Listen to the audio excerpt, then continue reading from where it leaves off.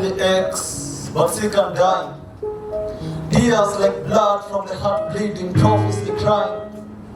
The reason why many try to hide what is deep inside by saying they are fine is because mental illness has been stigmatized by the society. Because we think it's madness or a pure insanity, mistake the sadness for emotional incompatibility. How they have grown to be known as a liability. The way we are judgmental. To those people whose illnesses are not in the physical but in the mental, is something that makes this topic much sensitive and fundamental. The way we are judgmental to the sufferers of the mental is not called for. So I call forth to action. Like birds of the same feather, we can flock together, and together we make a change on mental illness.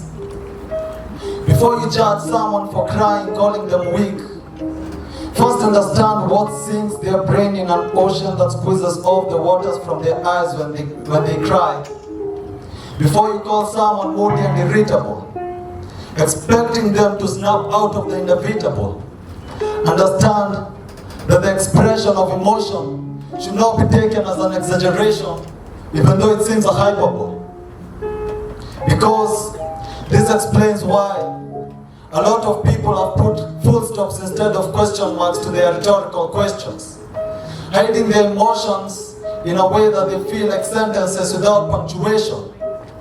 Yet you expect them to just cheer up, holding a glass of pain, but you tell them cheers up, while they wish to just drop the glass and leave us collecting the pieces.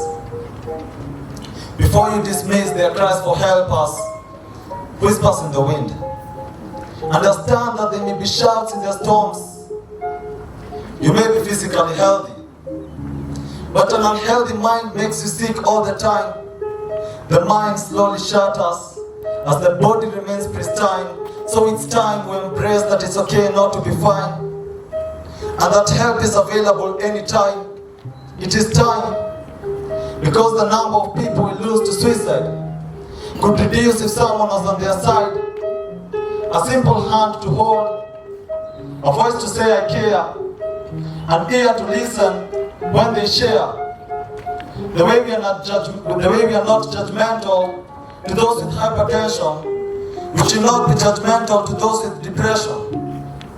The way we are not judgmental to the diabetics, we should also not be judgmental to the schizophrenics. The way we are not judgmental to disorders, inflammatory disorders like gastritis, we should not be judgmental to those with anxieties, because the mind slowly shatters as the body remains pristine.